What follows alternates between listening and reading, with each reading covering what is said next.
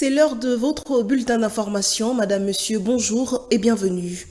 Le récent recensement de la population congolaise se fera très bientôt. La question a été débattue entre la Commission électorale nationale indépendante et l'Office national de l'identification de la population. Les deux institutions se sont accordées à mettre en pratique le protocole d'accord signé en 2023. C'était au cours d'une séance de travail tenue le vendredi 9 août au siège de la centrale électorale à Gombe. On en parle avec Patrick Issou.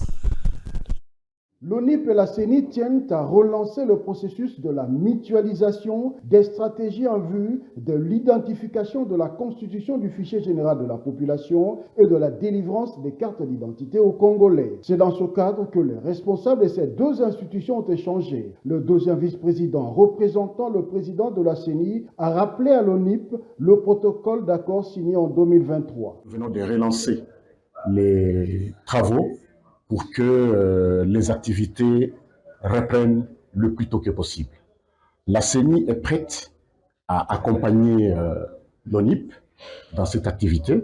Vous savez que c'est une activité tellement sensible et importante pour le peuple congolais, pour l'État, pour que nous puissions détenir enfin d'un fichier général de la population. Donc la CENI va donner à l'ONIP toute l'expertise possible, c'est-à-dire son personnel qui est formé, le matériel, la logistique, toutes nos compétences pour que nous puissions encadrer, accompagner l'ONIP à pouvoir exécuter cette activité de très grande importance pour notre pays. Le directeur général de l'ONIP a pour sa part salué l'expertise de la centrale électorale. Pour l'ONIP, venir vers la CENI, c'est venir vers l'expertise dans laquelle l'État a déjà investi.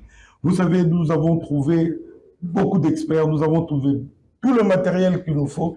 Il y a beaucoup de choses qui vont nous permettre d'accélérer ces opérations et on est heureux, l'ONIP est heureux de trouver une CENI prête à nous accompagner. Donc nous allons en profiter pour aller jusqu'au bout et bientôt tout va commencer pour donner les cartes d'identité notamment et surtout de constituer le fichier général de la population en RDC. Avec cet échange et cette volonté exprimée par ces deux institutions, il y a lieu de croire, d'ici peu, les Congolais auront leur carte d'identité et le pays connaîtra le nombre exact de sa population. Et cette brève, initialement prévue pour le vendredi 9 août, la campagne électorale pour les candidats à l'élection du bureau définitif du Sénat est reportée à une date ultérieure. Raison évoquée, le problème d'ordre sécuritaire et logistique.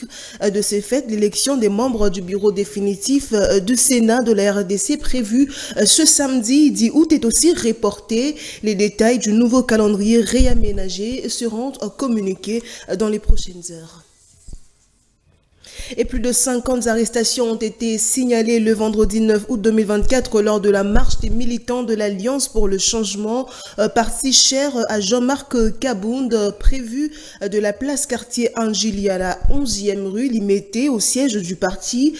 Cette marche a été dispersée au niveau du viaduc Matete par les éléments de la police nationale congolaise. On en parle avec Affaire Vita.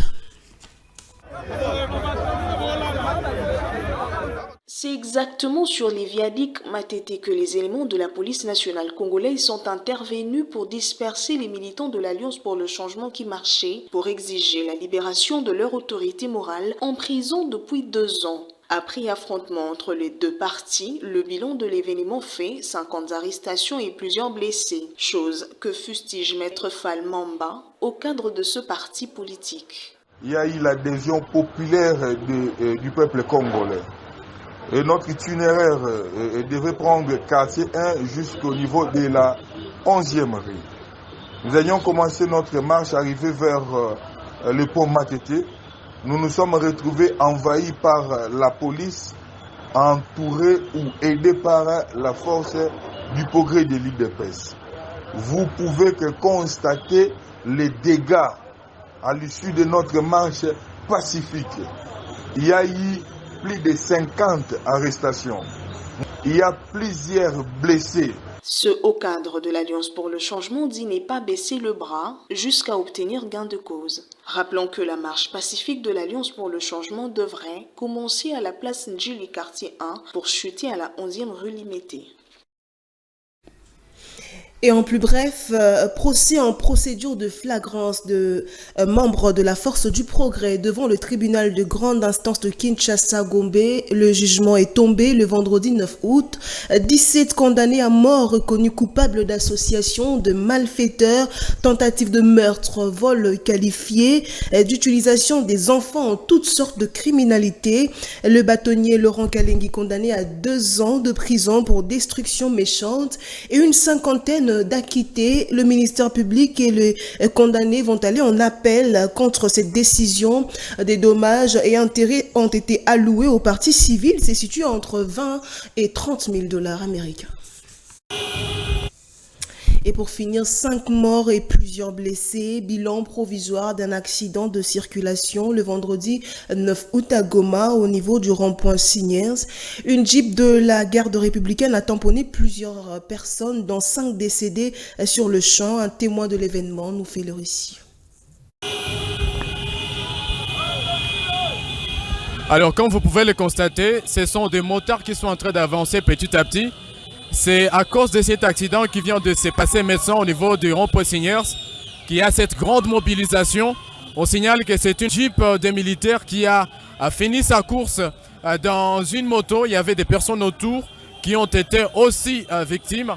C'est ce qu'on nous témoigne. Comme vous pouvez regarder là-bas, il y a une personne qu'on est en train d'amener. Comme vous pouvez le remarquer, voilà. Voilà, il y a des blessés qu'on amène. Très bien. Alors, donc, il y a une personne là-bas qui... Et ça sera tout pour ce bulletin d'information. Merci de l'avoir suivi.